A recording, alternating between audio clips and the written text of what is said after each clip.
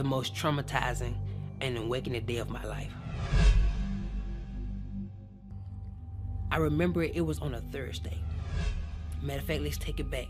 Wednesday night, I found myself looking at these different YouTube clips and watching different out-of-body experiences and different films that, they used to scare me.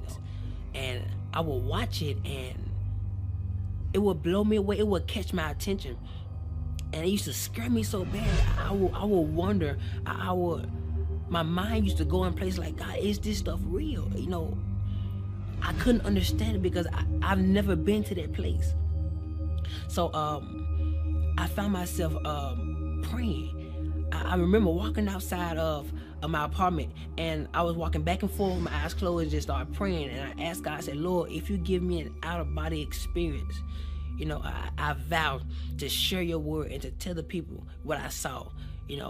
Not expecting that God was going to respond back to that, because I was just praying out. I was just praying, not actually looking for a response. And after that night, the next morning, that Thursday, October the 2nd, I had a dream.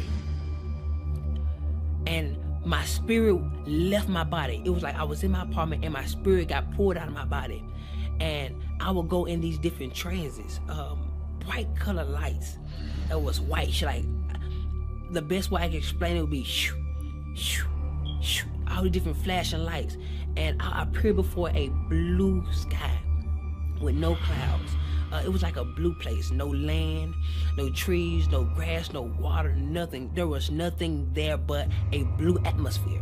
And I would see this atmosphere goes millions of miles upon millions of miles where nothing existed. It was like nothing was hidden. Everything was revealed. Everything was before your eyes. You could see it. And we was in this clear kind of body form, some form of light, as you would refer to a soul or a spirit, and I could see through. It was so transparent, and in front of me was thousands among thousands similar to what I was, and thousands among thousands behind me.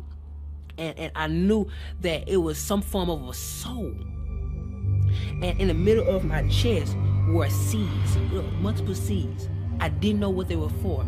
And I realized that I was the only being that could actually move out of my place and look and observe, smell, taste, feel. All my senses were active at this point. And so, I began to look around and to observe the things that I saw, not knowing that this was a dream. I thought this was reality. I thought this was actually happening, and I looked forward, and there was this great shadow way in front of me, way at the end of the line. It was like 1,000 people in front of me, and there was a shadow, a great big shadow, but it had no detail. It was like as a vapor, and I could see that it was a shadow of something that was in the front. And I had many questions at this point in this dream, and out of nowhere, I heard these words: "Depart from me." And this galaxy, this portal, I don't know what to call it, on the right side of God, or Jesus Christ, whoever you decide to identify that spot of judgment, on the right side of him, there was this big portal that opened up, and there will be stones of fire. Normally when you get a lighter and you cut it on, try to spark a flame, but instead of fire, it was stones, and they will leak out of this portal. And whoever that guy said depart from me flew down this place, and the stones were so hot that it would burn everybody outside of that portal. On the left side of our body or our form, it would burn us, and everybody be like, ooh, like as if it was so cold or so hot. You would tell somebody to close that door, it's too cold. That's how hot it was. And the portal closed, and then he sent them so fast that the screams were late. I would hear, ah, like it was like, depart from me, and it closed up. Then the screams come, ah, and it terrified me. And then out of nowhere, something snatched us up, like we moved up the line. And I began to think, I didn't understand where we was. I'm like, oh my God, maybe this is judgment. Yeah, I had many questions, and I would hear, depart me, depart me, depart from me, boo. And all these different people will be sent to hell. And the part that scared me the most was the people that were getting judged. You could hear when God was talking to them, and you could hear everything they got judged from. So if somebody went to hell for something that you knew you struggled with in your life, you know where you were going. And so I'm just seeing people go, shoot, sit there, boo, boo. But I'm seeing the flame, and it's just constantly burning everybody outside that haven't been judged yet. And I could hear some of the people talking to God. And I remember there was a woman, blonde hair, and God was talking to her. He said, I'm not judging you for what you put on Facebook, but I'm judging you on how everybody else received it. 300,000 people were led astray by one of her Facebook posts. And he said their blood was on her hands. And out of nowhere, he said, depart from me. And I'm talking about, I couldn't express how powerful his words were. It's as if he said, depart from me, and everything shook. Boom. And she was sent with great force. And the portal opened up. Boom. She was going to fly. And it would close. And like, the screams was so late. It terrified me. People, adultery, fornication, so many different things that I could actually hear. And people in front of me were terrified because a lot of those people were struggling or went through the same situation, and they never repented. So 1,000 sent here. They would go, they were flying. They was flying so fast. I've never seen something so fast. And it got to the point where I was next in line, and he called me up, and he started talking to me. And keep in mind that our life held us hand to hand. So anything we did in our life life testified against us. So you couldn't lie because your life testified. Say, yes, you did this at this time, yes, you did. And whenever God would speak to me, you would see a big screen, like you would see as if whatever God says, it comes to life. And so he started talking to me, and he started telling me everything that I could have did better. And at this point, I'm like, okay, God, I could have did this better. I did it, I did okay with it, but I could have did better. So he began to say other things, and he brought up this specific woman. And he asked me, why didn't I forgive her? And he gave me her specific name. I'm not going to say it. He gave me her specific name. And I knew exactly what he was talking about. He asked me, why didn't I forgive her? I said, I did, God. I did forgive her.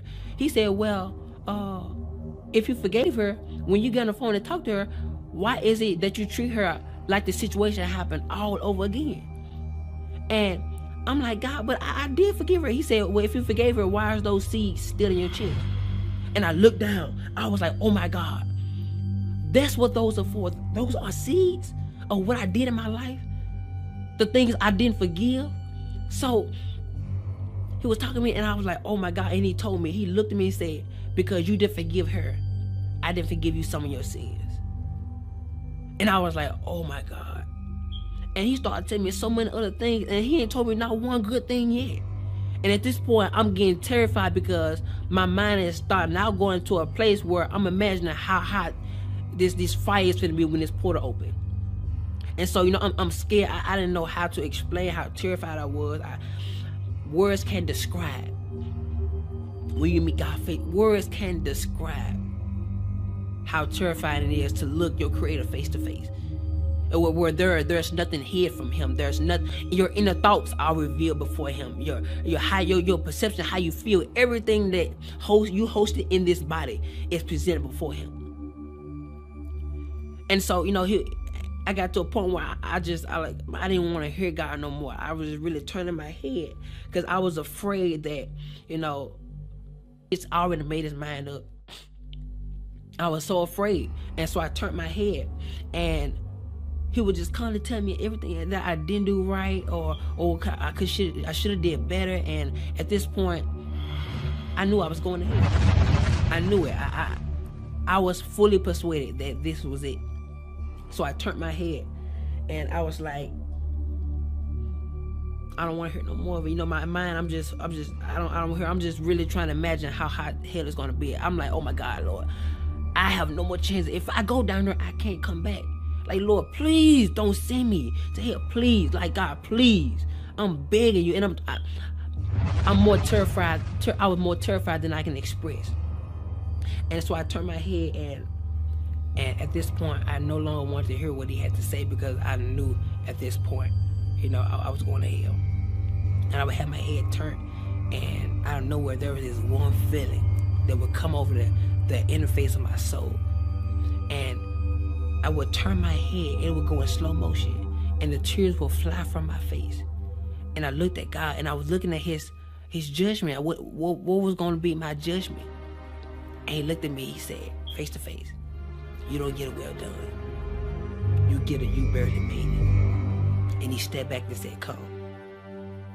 And at this point, I was so confused. I'm like, oh my God. And on the left side of God, heaven would open up, so soft, with brilliant lights. The colors were undescribable. Like colors I've never seen before in my life. It was so bright, so pretty, so amazing. And the colors would blossom as they grow, and the heaven will open up so gentle. And I will walk toward that direction, and my hand would go in the portal. And when my hand went through, it got bigger. My arm went through, it got bigger. It was like I was growing into a mature state of a glorified body. And so my leg went through, like, got bigger, and you can see how big I got on the other side, and how my soul was being transformed into a glorified body. And my body would go through it, and only piece that was left behind was my leg. And right before my last foot got in, I woke up. The dream scared me so bad. I was underneath our living room table for hours. I was so terrified. I was terrified to move. I was terrified to do anything, because I was afraid it was going to be added to my judgment. I thought that was the judgment. That didn't feel like a dream. I could feel, I could taste, I could tell you how it made me feel. Everything was so alive in the dream. And at that moment, I was asking God, why did you give me this dream? He said, because I want you to warn my people that the things which you saw are the things that shall be. And I didn't realize that what I prayed for and the vow I made before God, that he was going to fulfill it. Now he's looking for my end to be fulfilled. So that's why I'm here talking to you right now. Forgive. Let go. I couldn't describe how many people that allow for unforgiveness to grow in them, and it caused a bitterness, which caused them to do things that they got judged for. That thing caused them not to make it to heaven. I was terrified. It was so many people went to hell. And it felt like I was the first one. Like, God, it was thousands among thousands of people in front of me. That is scary to me. So today I encourage you to get it right with God. Get it right with your fellow friends, your enemies, the church hurt that causing you to attack people in silence. Go get it right, because hell is not worth it. God scared me so bad in this dream, but I knew it was for a reason. So today, choose love.